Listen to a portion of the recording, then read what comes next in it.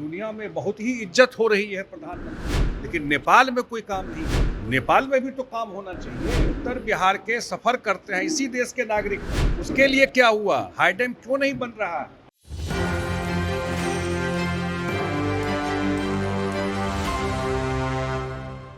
नमस्कार, एक न्यूज़ 24 देख रहे हैं आप और मैं हूं आपके साथ अविनाश। जदयू कार्यालय में आज बिहार सरकार के मंत्री संजय झा, जो जल संसाधन विभाग के मंत्री हैं, वो पहुंचे और जिस तरीके से जो जल संसाधन विभाग में काम हो रही है और जो काम चूक रहे उसको लेकर आज उन्होंने केंद्र सरकार पर जमकर निशाना साधा। उन्होंने कहा कि जो नेपाल में 8-9 करोड़ लोग रहते हैं उनके लिए जो हाई डैम बनाने की बात कही गई थी, क्यों नहीं वो डैम बनाया गया। और उन्हें कहा कि इतने संख्या में लोग जो नेपाल में रहते हैं उन लोगों के लिए आखिर डैम का व्यवस्था क्यों नहीं कराया जा रहा है। इतनी लागत से लगातार सरकार दावा करती है और देश के प्रधानमंत्री का चर्चाएं हम भी बहुत सुनते हैं, लेकिन आखिर उस 8-9 करोड़ लोगों के लिए डैम क्यों नहीं बनाया गया। और हाई डेफिनेशन डैम की बात कही जा रही थी, केवल चर्चा होने से नहीं काम करने पे होता है। प्रधानमंत्री नरेंद्र मोदी पर उन्होंने जमकर निशाना साधा है। और भी क्या कुछ कह रहे हैं संजय झा, इस वीडियो का पूरा देखें। जो योजनाएं चल रही थी कहाँ तक पहुंचा? देखिए, ये योजना बाढ़ पे चल रहा है, वो हम लोगों को 15 जून तक कंप्लीट करना होता है। वो बिल्कुल टारगेट पे है और 15 जून तक लगभग एक आध साइट ऐसा होता है कि कहीं बोल्डर का इशू है, झारखंड से बोल्डर आना है, वो तो थोड़ा समय लगता है, लेकिन वो भी हो ही जाएगा काम जून के लास्ट तक। लेकिन 99% काम आप हम लोग का 15 जून तक कंप्लीट हो जाएगा।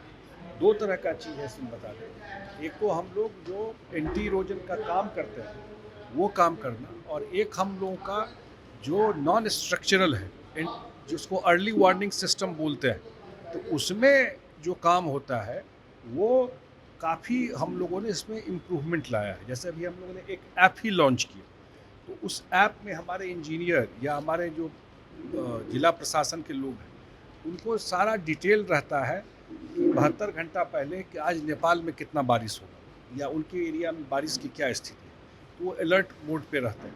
ये सारा चीज़ चल रहा है। लेकिन लार्जर बात जो है, जो अभी मुख्यमंत्री जी दरभंगा गए थे वहाँ से भी बोले, वो है कि नेपाल में जो हाई डैम बनना है, 8 करोड़ उत्तर बिहार के लोग, मिथिला के लोग हर एक साल डूबते हैं। बिहार सरकार का हजारों करोड़ खर्चा होता है और आज तक कोर्ट में मैटर गया। आप लोगों को मैं बताया था कि पटना हाई कोर्ट में मैटर गया और चीफ जस्टिस के बेंच ने एक डायरेक्शन दिया कि कोसी हाई डैम बनना चाहिए। आज तक केंद्र सरकार ने कोई काम इस पर नहीं किया। हम तो देखते हैं कि दुनिया में बहुत ही इज्जत हो रही है प्रधानमंत्री जी, लेकिन नेपाल में कोई काम नहीं हो रहा है। नेपाल में भी तो काम होना चाहिए। जो 8 करोड़ 9 करोड़ लोग जो उत्तर बिहार के सफर करते हैं इसी देश के नागरिक हैं, उसके लिए क्या हुआ? हाई डैम क्यों नहीं बन रहा है? क्या बात हुई? कितना प्रोग्रेस है उसमें? आप लोगों ने लेटर भेजा, उसके बाद आप लोगों ने कुछ नहीं, पिछले बार तो आप मिलने भी गए थे। कुछ नहीं। हम लोग को कोई जानकारी नहीं है। और अगर वहाँ नहीं बन सकता है तो जो बिहार का, क्योंकि बिहार का तो अपना कोई गलती है नहीं, अंतर्राष्ट्रीय सीमा से पानी आता है, आप लोगों को जानकारी रहनी चाहिए। ये बिहार का बारिश का समस्या नहीं ना है भाई। ये जो नेपाल में बारिश होती है उससे बाढ़ आता है, तो अगर वो समस्या है, तो अगर वहाँ नहीं हो रहा है तो इस बिहार में आप मदद कीजिए ठीक करने में। वो तो करना चाहिए आपको, लेकिन उसमें भी कोई प्रोग्रेस नहीं है। आपको जानकारी है कि बिहार सरकार, जल संसाधन विभाग और माननीय मुख्यमंत्री ये फरक्का के लोग को लेकर के कितनी बार हम लोग बोल रहे हैं कि तोड़ दीजिए फरक्का को। बिहार का अहित हो रहा है उससे। फरक्का से लेके बक्सर तक पूरा पानी जमा रहता है और आप कुछ नहीं कर रहे हैं। पूरा उसमें सिल्ट जमा है। गांधी घाट से मैं बार बार रिपीट करके बता रहा हूँ, फरक्का पहले 3 दिन में पानी जाता था, अब 7 दिन लगता है जाने में। तो कुछ तो मिल नहीं रहा है। लेकिन अब फरक्का में आप बनवा दिए, तो अगर नहीं तोड़ सकते हैं तो उसको ठीक करवा दीजिए, जो पानी निकले।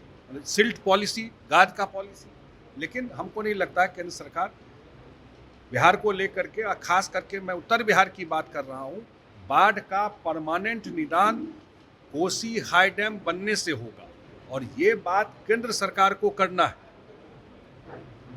नेपाल से ट्रीटी हो चुका है, लेकिन केंद्र सरकार निष्क्रिय है, कुछ नहीं कर रही है। तो इस साल भी लगता है कि 8-9 करोड़ लोग होंगे, नेपाल के हिस्से में क्या 8-9 करोड़ लोग इस साल भी विरोधी होंगे। बिल्कुल है ना। आप बताइए, बाढ़ पे आप गूगल कीजिए, बाढ़ तो अमेरिका में भी आता है और लंदन में भी आता है, तो आपदा तो आ सकता है, लेकिन अगर वहां हाई डैम बनने से जितना माइग्रेशन हो रहा है मिथिला के एरिया के लोगों का, उत्तर बिहार के लोगों का, उसका एक मुख्य वजह बाढ़ है। और बाढ़ का परमानेंट निदान हो, बिहार सरकार और मुख्यमंत्री लगातार कोशिश करते रहे। हम लोग कोशिश कर रहे हैं, तभी ना 2 साल से बाढ़ को कितना हम लोग किया है, वो तो लंबी जानकारी देंगे। यहाँ तो हम लोग को जितना मैक्सिमम करना कर ही रहा है, लेकिन उसका परमानेंट निदान कैसे हो।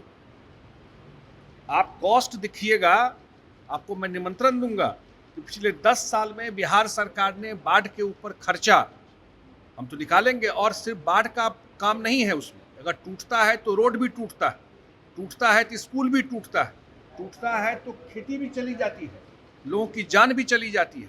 वो सारा हिसाब किताब जोड़िए, हजारों करोड़ बर्बाद होता है बिहार में। और सारा पानी कोसी, कमला, गंडक, बागमती, अधवारा समूह सब नेपाल से आता है।